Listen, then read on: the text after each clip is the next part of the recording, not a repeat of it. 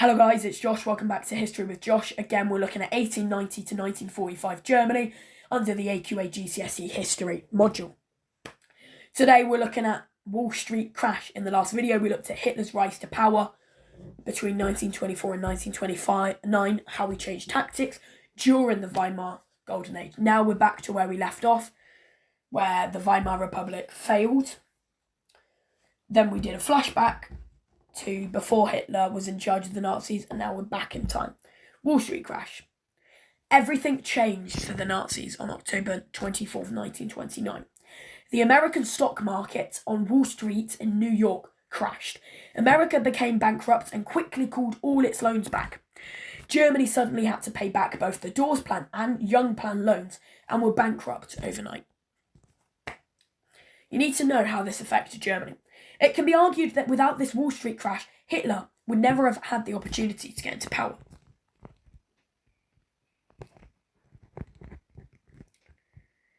In October 1929, Stresemann, the most able minister in the government, died of a heart attack. He was only 51 years old. Soon afterwards, the American stock market centered on Wall Street in New York collapsed.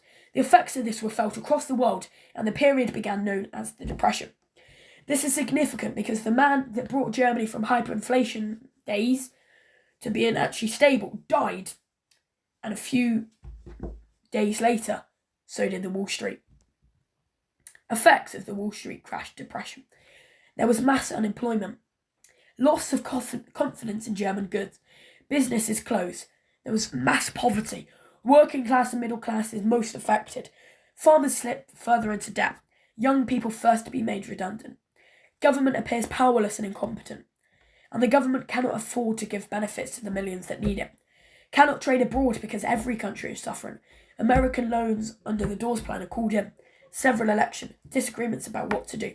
In the crisis, people start to turn to extreme parties like the Nazis.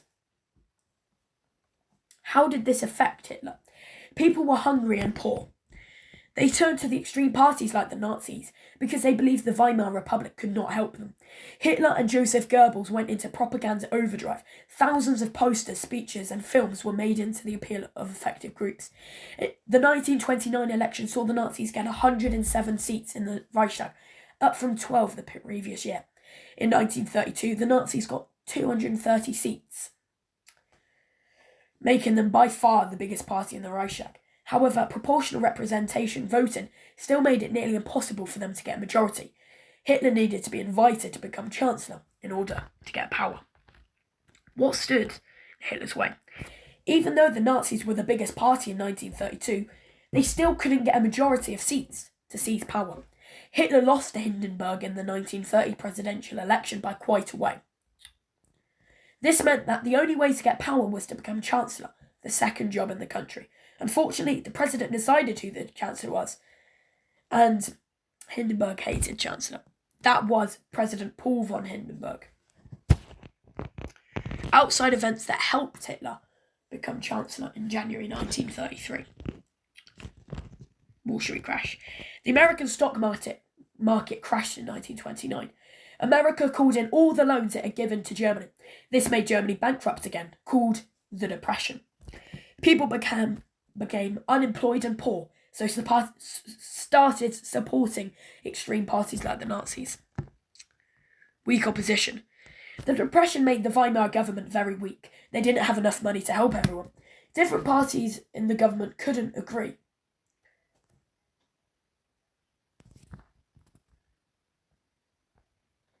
I'm so sorry, I've just locked it down. Anyway, they made the Nazis look like they would be better at leading the country. Fear of communism. The Wall Street crash meant that communists got more votes too. Communists wanted everyone to have equal pay and no one to own anything.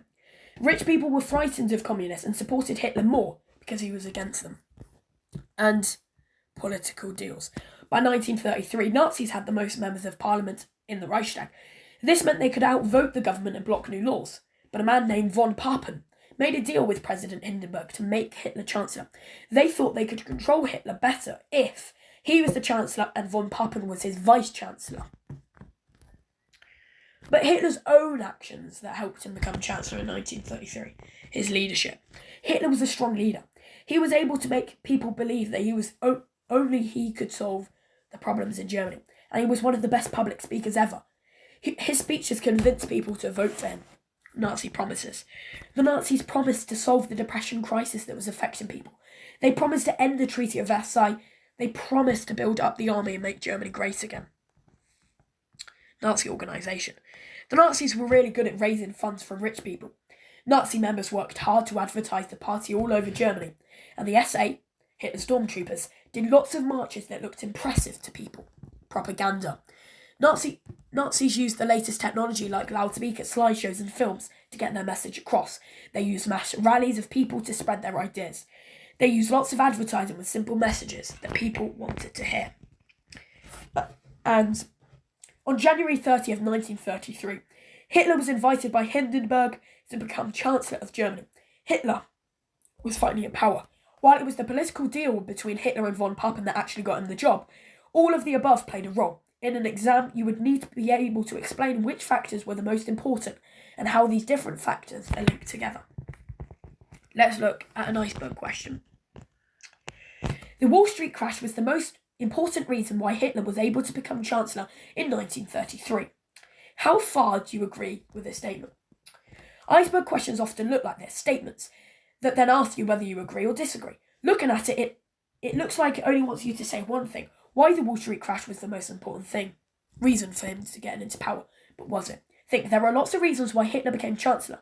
These are under the surface. The question actually wants you to think about these other reasons as well. The obvious stuff. The Wall Street crash. People vote for extreme parties, Weimar government becomes weak, people are now willing to listen to the Nazi message. But, under the surface part, other factors. Hitler's leadership, political deals, Nazi propaganda, good organisation, Hitler's fame from 1923. 3 explained points. How the Wall Street crash was important in Hitler becoming Chancellor, how other factors were also important in Hitler becoming Chancellor, and then a conclusion. Was the Wall Street crash the most important reason, or was something else more important? Explain your answer.